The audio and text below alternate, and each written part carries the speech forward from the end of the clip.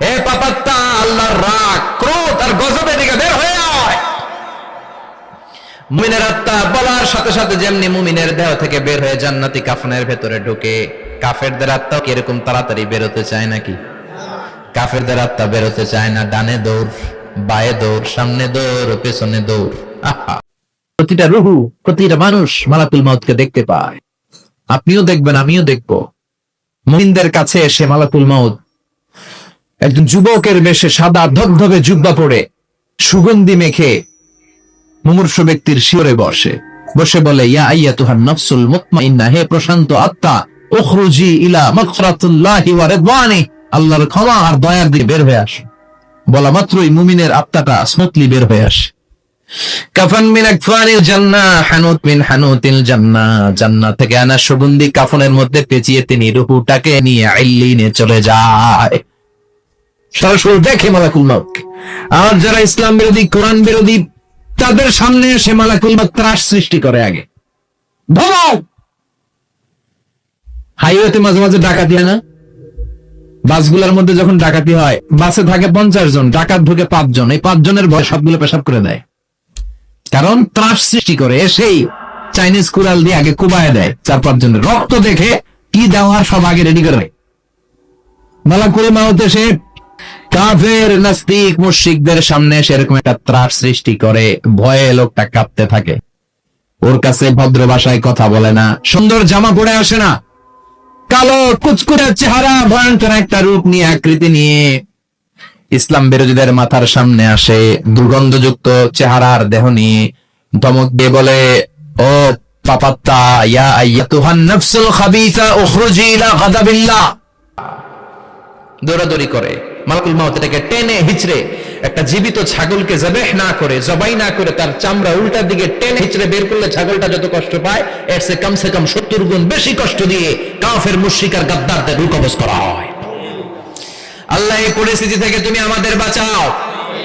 মুমিনদের রূহ যেমনি কবজ হয়, ওইভাবে রূহ কবজের ব্যবস্থা করে দিও। ঈমানের মৃত্যু নসিব করে দিও, শাহিদি মৃত্যু নসিব করে দিও।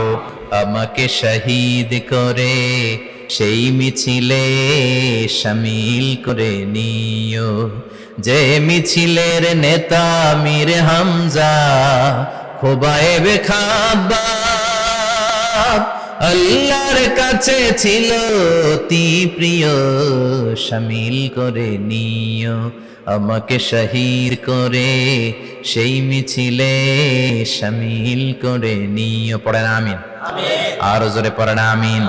তার মানে বিমান দুর্ঘটনায় হোক, কিংবা লঞ্চ ডুবিতে হোক, কিংবা আগুনে পড়ে হোক, কিংবা আত্মঘাতী হামলায় হোক, যে যেখানেই মারা যায়, কবরের 3টা প্রশ্ন তার জন্য আছে না নাই?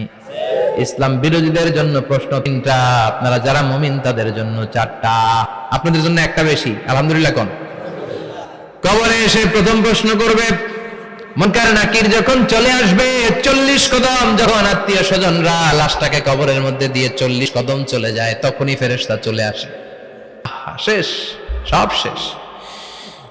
এসে পরীক্ষা শুরু। মার রব্বুক, তোর রবের নাম কি? চিল্লায় বলেন, আমাদের রবের নাম কি? আমরা বলবো রব্বি আল্লাহ, আল্লাহ আমারে রব। দমে দমে তনু মনে তারি অনুভব। পড়েন, আল্লাহ আমারে রব। তোমার দুনিয়াতে আমি যেদিকে তাকাই, অথই নিয়ামতে ডুবে আছি সবাই। পাখ পাখালির গানে শুনি তসবিহ কলো রব, তসবিহ কলো রব, আল্লাহ আমারে রব। প্রথম প্রশ্ন, তোমার রব কে? আমরা বলবো আমাদের রব আল্লাহ।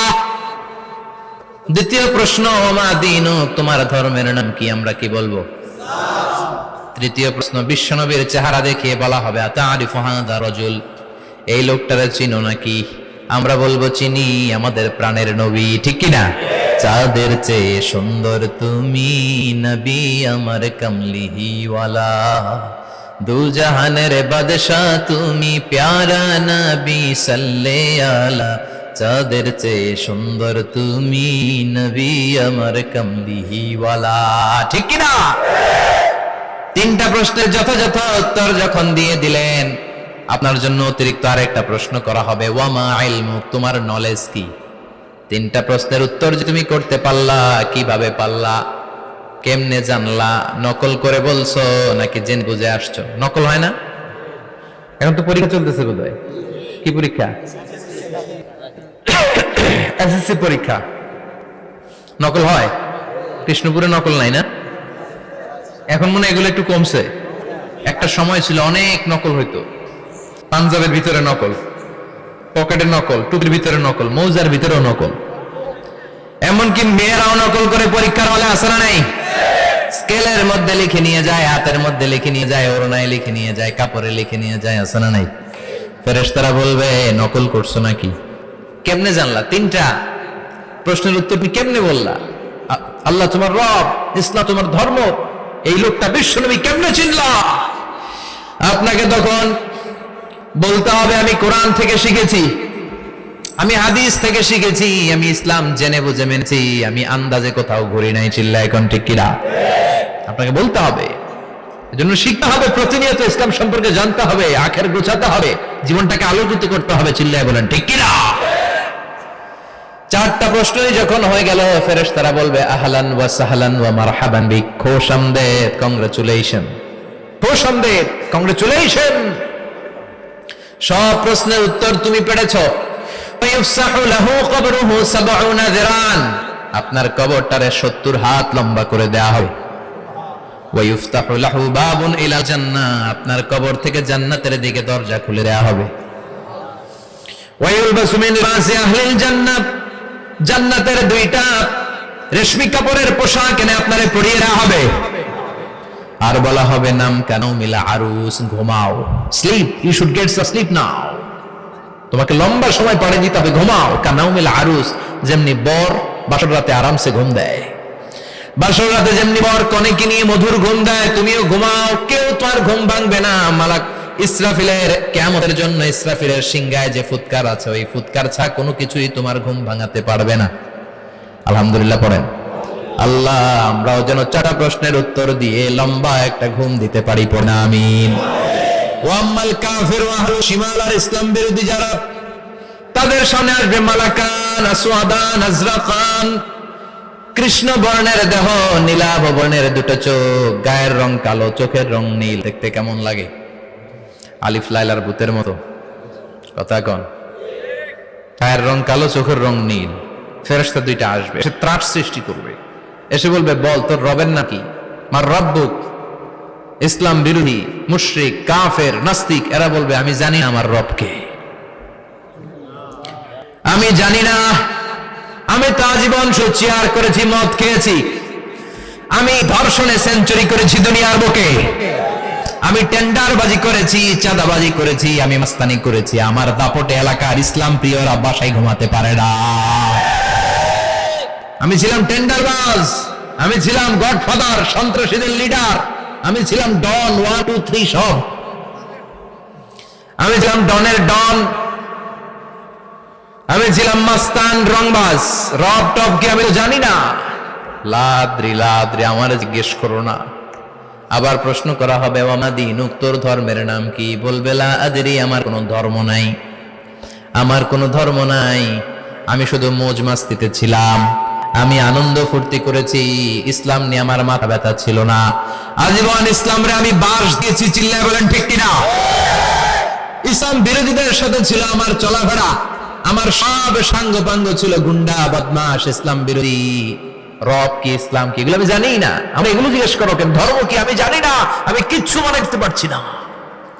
3 নম্বর প্রশ্নটা হবে আচ্ছা আরিফ হাদার রাজুল, দেখো তো এই লোকটারে চিনো কিনা? কয় না, চিনি না, তবে মনে হয় এই লোকটা দুনিয়ার বুকে আমি গালি দিতাম, এই লোকটার বিরোধিতা করতাম, ব্লগের মধ্যে এই লোকটার ব্যাপারে কুৎসা রটনা করতাম, এই লোকটার কার্টুন বানিয়ে আমি হিংসা ছড়িয়ে দিতাম, এই লোকটার ব্যাপারে আমি এলাকার মধ্যে অপপ্রচার চালাতাম।